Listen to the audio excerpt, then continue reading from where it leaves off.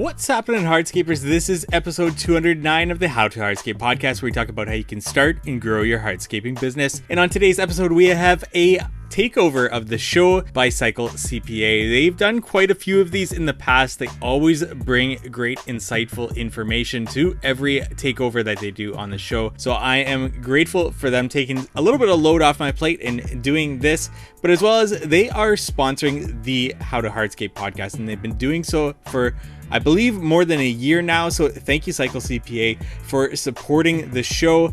And thank you to everybody that has reached out to Cycle CPA and inquired about their services, or have looked at bookkeeping, accounting, CFO services from them, and gone ahead and got that $200 off when you mention How to Hardscape with them, and $200 off their services to get started there. So thank you to everybody all around, listeners and Cycle CPA, for supporting this podcast continuously. And I'm not going to talk your ear off anymore. I'll be handing this over to Carla and Joe of Cycle CPA. Hey everyone, excited to take over the How to Hardscape podcast today. Joe Policastro here, the co-founder of Cycle CPA. Yeah, and Carla Policastro here, CEO of Cycle CPA. Yeah, and we're going to be speaking about really the accounting system, right, within your company, the department, right? And, you know, as you look at your business and you look at the different departments, whether it's human resources, sales,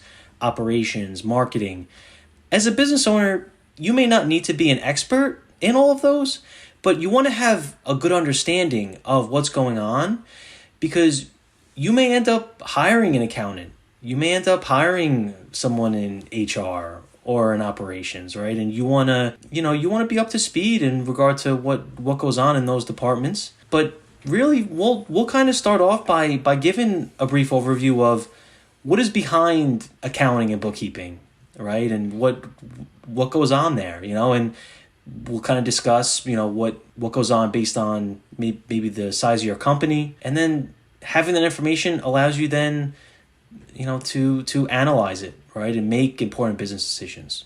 Yeah, and starting off, if you're someone who is just starting your company, you're under $250,000 a year, and you don't have an accounting software in place, that's where you're going to get started, right? You need to choose an accounting software.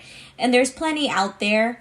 There is, Sage, Xero, but the one that's most commonly used across green industry businesses is QuickBooks Online, which has all the functionality that you need in your business. So, you have to do some research on which one fits your needs. And then go from there. But once you have your accounting system in place, then you need to set up your chart of accounts in that system. And your chart of accounts is going to be the foundation, which are like the buckets where you're going to categorize your daily operating transactions. So let's say that today you paid your insurance bill and you went to the gas station and purchase fuel, right?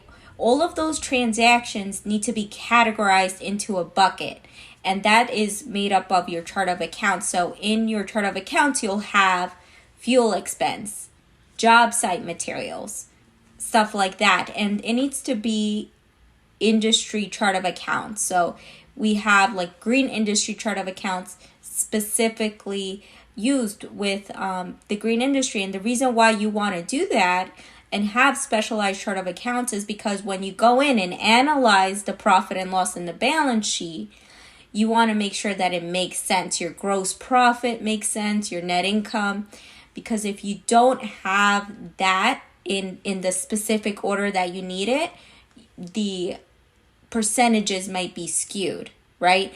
And when you go and compare it against your friend or your peers, you're not going to be able to compare apples to apples if everybody has different chart of accounts. So I think that's an important thing to set up first. And like I said, we at Cycle CPA, we have green industry chart of accounts. So you all can email us if you want a template on that. We can send that over. Once you implemented that, then the next thing is bookkeeping work, right? And the first thing is categorizing those transactions. So within QuickBooks Online, you can link up your checking, saving, credit card accounts, and you can have that talk to QuickBooks. And what it will do is it'll bring in the transactions on a daily basis into your QuickBooks, and it puts it in a queue where you have to go in and categorize them. So again, if you went to a gas station, categorize it as fuel and then add it onto your register, your checking account register, and then go through those bank feeds.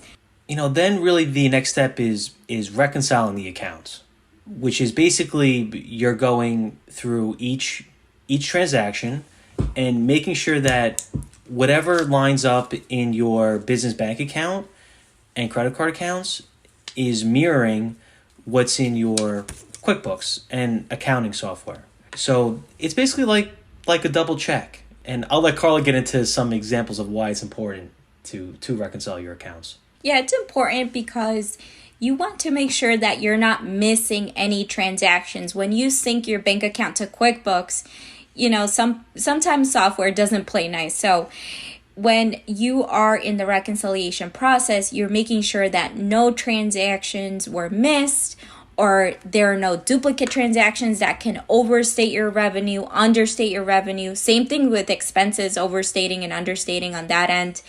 And you're making sure you're taking account for every single transaction in the business. I was speaking with a business one day, and they thought that they had been reconciling their bank accounts the whole time because they said, I'm adding in the transactions every day, and I know that it's reconciled. They said, yeah, but do you actually go through the reconciliation screen on QuickBooks? And they had no idea what I was talking about, but they thought that they were reconciling. So on QuickBooks, you hit reconcile, and you're going to have your bank account statement on one screen and your QuickBooks on another, and you're just going to click every transaction one by one to ensure you didn't miss anything. So that would be the correct reconciliation for the month. So people do this on a monthly basis. Your bank statements usually get released on the first of the month, and then you can reconcile after that for that month. And as far as loans too, loans also need to be reconciled on a monthly basis. So let's say you have a Ford loan, and you're going to get a monthly statement from Ford that tells you your remaining balance on that loan. So you're going to go into QuickBooks, you're going to go to your Ford loan, and you're going to enter in your payment that you made for that month. But of course, your payment, let's say it's $500 for the month. That $500 is not just straight going to principal if you owe interest on this loan. Part of it is going to be interest expense, and that part should be hitting your profit and loss statement under interest expense. So let's say that $50 goes to interest expense, the $450 is going to go towards the loan, and you're going to reconcile it against your loan statement. That way, at any point in time, you can pull up your balance sheet on your accounting system and have up-to-date balances on all of your loans. So that's really what you want to reconcile is checking, savings, credit cards, and loans at the end of each month, and that should be done monthly. If you look at loans, for instance, and reconciling a loan, not only will you be able to write off the interest on it, as Carla mentioned, being brought to the profit and loss statement with the interest, but you'll also, almost similar to how a bank can look at your balance sheet and look at your financials and they can make the decision of whether they're going to give a business a loan or not. You can make those same management decisions by looking at your financials and having these clear numbers. So reconciling is definitely something you don't want to ignore, for sure. Yeah. And I mean, I have this one horror story that a client wasn't reconciling, and their revenues were overstated by $100,000 for the year. They were going to go and file taxes thinking that, everything was squared away in their books. But that's the effects of not reconciling, is could be overstatement in revenue, like in that case. So and then moving on with your month end close process, you're getting ready to close your books for the month and have your financials, right? You want to make sure that all of your assets are in your books. So that's your mowers, your trucks, trailers, skid steers. All of those large investments that you've made, make sure that that's booked correctly on your balance sheet, and making sure that you have the right purchase price in there for the equipment that you purchased or truck. And along with that, you want to record depreciation expense on your books on a monthly basis. Depreciation is taking account for the expense of the wear and tear of your assets, of that truck, of that skid steer that you have. Because let's say you purchased a truck, that's not going to go on your profit and loss, that goes on your balance sheet. So when do you ever see the expense coming through on the profit and loss? You see it as depreciation expense. So let's say that you purchased a truck for $50,000 and you expect to use it over the next 5 years. That's going to be what is called its useful life. Then what happens is you're going to depreciate that $10,000 each year, right? Until it zeroes out. And it's important to have depreciation on your books, because when you do your estimating, you want to make sure that you're recouping for these costs, right? Because you're taking your truck to the job site, you're running transporting materials back and forth from each job, or you're taking that skid loader to the site, and you want to make sure you're recouping those costs. Yeah, and there's looking at your accounting and making sure that you have accurate data, so then you can have accurate estimating. That's one of the many reasons of why it's important to have your accounting up to date. Another example when it comes to looking at the accounting is making sure that you're separating the business from personal expenses. And you've probably heard this a lot, right? And if a company adds a lot of personal expenses, you may pay less tax at the end of the year, right? And maybe the IRS won't notice, right? But do things the right way, not only for the IRS, but also for the reason of you want to be able to know what the price your job's at based on your numbers. And if you have all your personal expenses and they're within your books, then you're going to think that you're going to have to price your job a lot higher to make a profit, right? So whereas your competitor, they may win that bid, right? Because they're not building in all their personal expenses. So all of the profitable and companies that have been operating on a long term that we work with, they don't mix personal with business expenses. There is no shortcuts to some of this accounting stuff. So just something to keep in mind. Yeah, and your business might need to file sales tax too, each month, quarter, biannual, or annually. And this depends on the services that you're providing to your customers. It depends on in the state that you live in, but you may need to file sales tax. And basically what it is that some states, let's say a lot of it has to do with maintenance services, and for some states, and let's say that you provide that service, and you have to charge like a 6 or 8% fee to your client for sales tax, and you're the middleman in this situation. You're going to collect that 6 or 8% fee, and you're going to take that and then file it away with the state, and that's not your money. You're collecting that on behalf of the state for their purposes. So it's also something where what some business owners do is they like to have a separate bank account just for sales tax collection, because you don't want to, kind of mix in that revenue in your operating account because you're going to have to pay it out. It's not yours to keep. So it's a good practice to have a separate account for that, and make sure that you are compliant with your state.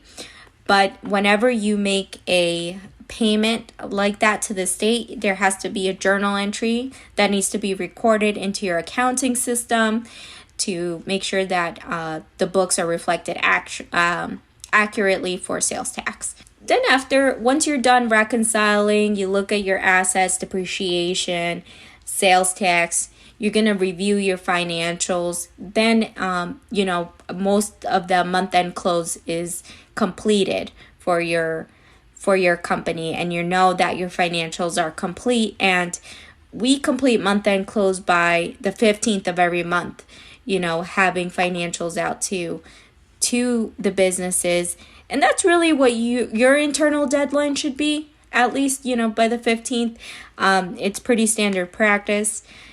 So you can have that on your end. The next thing we get a lot of questions about is payroll, and the type of payroll software that you'll want to use. You'll want to go with a payroll provider. We partner with Gusto, Gusto. They're great to work with. They have good customer service, and we use it for our firm, and it takes us 10 minutes to process payroll every other week. It's really that simple. What is required of you is you need to enter in your hours for the week or every 2 weeks, hit submit, and then the payroll provider does the rest. It's really that simple. They're going to go off. They're going to process the payroll and then send all your employees direct deposit or a check. They're going to file payroll taxes with federal agencies as well as state and local agencies for you, and file those reports along with that as well. And they'll also file year-end reports. They'll file the W-2s for you, 1099s, all of the federal annual reports as well. Then what your accounting department is going to do, for example, with Gusto, we sync Gusto to QuickBooks. And what that does, it transfers over the payroll expenses each time that you run payroll. And we make sure that we enter in the payroll journal entry to reflect the correct amount of payroll that is run for that period. So one thing about payroll expenses is that you want to make sure on your profit and loss that you split it out between direct labor, so your workers that are out in the field actually performing the tasks, they should be as cost of sales, labeled as cost of sales, above the gross profit line. But then you may have an office employee, or you may, as an owner, be on payroll, right? Those costs are not directly related to the job, right? So you're going to put that in your overhead costs. So just making sure you have both of those split out. So again, when you look at your financials, you can see that it's accurate. Yeah, and if you have any questions, or if you don't feel confident reading a financial statement, we have past webinars that we've done on our YouTube channel, Cycle CPA. Feel free to look at those. It's it'll really help you in regard to understanding some of the accounting and financial terminology. And one of the nice things about the payroll softwares, like Gusto, is what they've been doing is they've been getting more and more involved in the human resources aspect of it. So not only will they run payroll, but they'll make sure that you're filling out the correct forms, compliance-wise, as Carla mentioned, with the state, but also even helping with the onboarding, right? So making sure that process is set, so it acts as a good way to organize some of those processes for you. So we definitely recommend that, to look into that, and don't make payroll into something, something that can, don't overcomplicate it. There's softwares and resources out there that can that can really help you out with it. And really each company, whether you're listening in and maybe you're just starting out, maybe you're a couple $100,000 in annual revenue, maybe you're 4 million in revenue or higher, and we work with companies that within that range, larger companies, and we've noticed that each level is almost like a stage, right? And you don't want accounting to be your company's bottleneck, right? And as your company grows, that's really what you're doing, right? You're kind of assessing all of your departments and all your company's needs, and you're making sure that you're staying ahead of any potential bottleneck. And how do you not let accounting become a bottleneck? It's, making sure that you have the proper systems set in place. And as I mentioned in the beginning, you don't have to be an expert. You don't have to know specific journal entries that are going to be made in accounting, right? But you should understand some of the basics, right? So that you can make sure that everything is being kept up on. And typically from what we've seen is outsourcing to a bookkeeper is typically one of the first things that a business does. It's one of the first kind of on the administrative side of the business. It's one of the first things that a company does for a couple of reasons, so that you can leverage their expertise, but also so that you don't have to hire someone in-house. Just the additional expenses to that. It's typically a more of an affordable option. Just as we always recommend to our clients, look into some of the outsourced models, whether you're looking for a company that specializes in human resources or a company that specializes in marketing. I know a company that, landscape company, they were able to almost triple in sales because they had, connected with a marketing company that actually specialized in the landscape industry, right? So there's a lot of things out there where you can leverage other people's expertise and knowledge in regard to the different departments. When you're a smaller company, right, 0 to maybe 250,000 in revenue, you're going to have someone maybe handling the bookkeeping on an outsourced basis. Maybe it's a couple $100 a month, let's say, right? And typically a company like that, similar to us, will kind of make sure that the companies are getting financial statements each month, so that way you can see, the profitability and you can see the financial health of the company, right?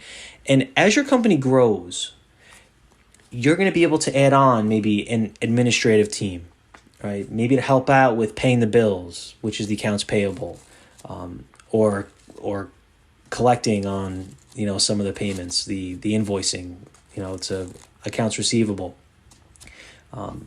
maybe helping to answer the phones in the office, different things like that.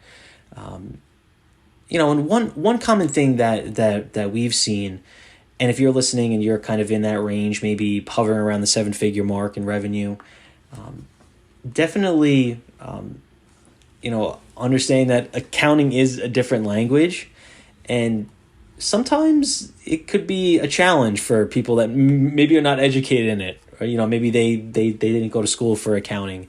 They don't know what debits and credits are and different things like that. So, having someone that understands some of the higher level accounting, it can help to not make accounting a bottleneck for your company.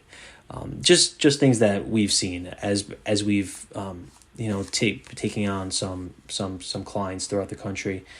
And as a company grows, really then you're kind of looking for maybe more of that analysis, right? And you may heard of the term CFO, right? A chief financial officer, someone that's going to look at your company, analyze the risk of certain decisions, looking at your financials and being able to analyze it from, maybe looking at past periods and comparing it to that, or looking at industry benchmarks, comparing the different service lines. So looking at all of those items, right? So, and that's as a company, typically once a company gets into the, 1.5 to 2 million in revenue, it makes sense to have that, more of that, guidance. And because you're going to get more of a return on investment in a service like that, stay strict to, staying on budget in regard to paying out administrative salaries. I know that's even something that we've seen in the past a lot is, you may know how long something takes in the field, and, you may know how much people are getting paid in your market for a given position out in the field. Have that same knowledge within your administrative team in the office as well. Typically from what we've seen is, you want to stick to around 10% of total revenue. And it could be a little bit more, a little bit higher than that, when you're looking at people that you're paying in the office, right? So, definitely something to keep in mind there. If you have any questions, I know Carla had also mentioned, if any of you wanted the Green Industry Chart of Accounts, you can send us an email at joep@cyclecpa.com. That's joep@cyclecpa.com. Yeah, and if you have any questions about anything, you can send me over an email or visit our website at cyclecpa.com, and we'll be more than happy to help out. Yeah, thank you for tuning in. It was nice talking with everybody. Bye. Thank you for listening to today's takeover of the How to Hardscape podcast. Reach out to Cycle CPA, cycle_CPA on Instagram or cyclecpa.com. Get that conversation started. If you're looking for bookkeeping, accounting, CFO services, as well as their chart of accounts, that could really come in handy that they talked about during today's episode. And we look forward to meeting with you next week on the How to Hardscape podcast.